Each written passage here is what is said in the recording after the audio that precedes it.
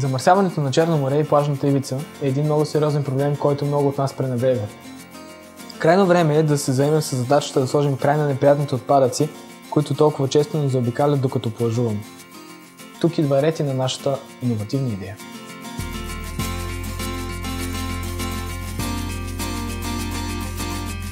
Blue Sea е един иновативен начин да запазим Черно море чисто. Понеже никой не би харесал една плажна ивица, осеяна с кошчета или други приспособления за изхвърляне на отпадъци, ние измислихме друго решение на проблема.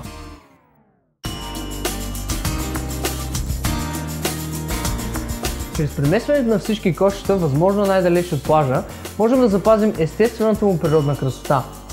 А за да предотвратим замърсяването на морето, предлагаме да се раздават хартиени, лесно разградими торбички за временно съхранение на отпадъците на плажуващите. Като допълнителна идея, торбичките могат да бъдат разделени на 3 отделни части, всяка съответно за пластмасови и метални, хартиени и картонени и стъклени отпадъци.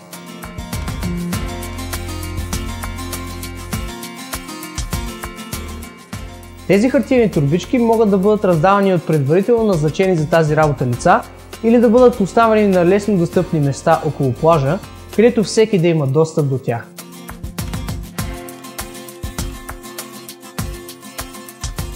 Макар и семпла, смятаме, че идеята ни е перфектното решение на проблема с замърсяването.